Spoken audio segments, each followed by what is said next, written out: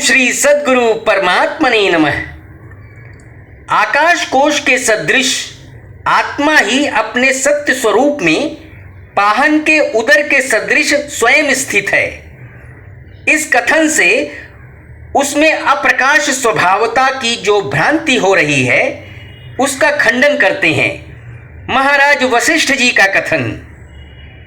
हे श्री रामचंद्र जी, वह ब्रह्म सुंदर रत्नशिला के उदराकृति सदृश प्रकाशमय है, घन होने पर भी आकाश रूप है। जगत प्रतिबिंब को प्राप्त कर क्षुब्ध सा स्थित होने पर भी वस्तुतः वह ब्रह्म अक्षुब्ध है, तथा जगत रूप से असत प्रतीत होने पर भी वह ब्रह्म सत स्वरूप ही स्थित रहता है। भविष्य में जिस नगर का नवीन निर्माण करना होता है उसका पूर्व ही चित्त में कल्पना रूप से अस्तित्व रहता है। इस प्रकार का नगर जैसे चित्त स्वरूप है वैसे ही समक्ष स्थित यह जगत पूर्ण प्रकाशात्मक अपने स्वरूप में ब्रह्म रूप ही है, जिसमें कि मन को एक रस निर्मित कर दिया गया है।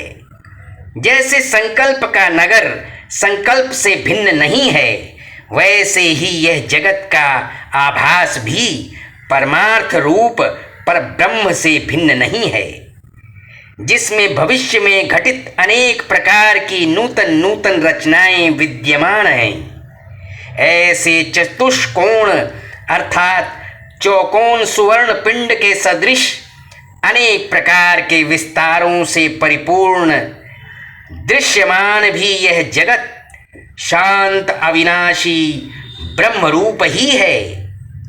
यह निरंतर नाश और उत्पत्ति से पूर्ण रहते हुए भी नाश और उत्पत्ति से वर्जित है। अनेक सा भासित हो रहा भी एक रूप है, अर्थात अजर भास्वर तथा परब्रह्म परमात्मा रूप से स्थित है।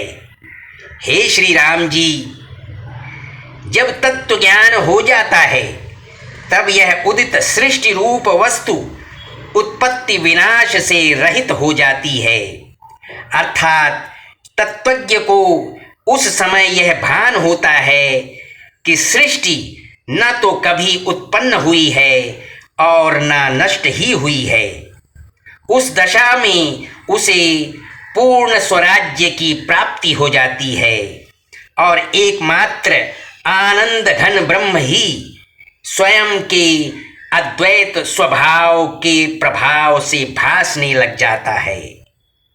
जैसे आकाश में ब्रह्मवश प्रतीत हो रहे केशौंड्रक गंधर्व नगर तथा तल मलिनता आदि के स्वभाव का जब बाध हो जाता है तब पुरुष को हठात वह आकाश शून्य स्वभाव से भासने लग जाता है। ऐसे ही यहाँ पर समझना चाहिए। निर्वाण प्रकरण उत्तरार्ध 41वां सर्ग समाप्त।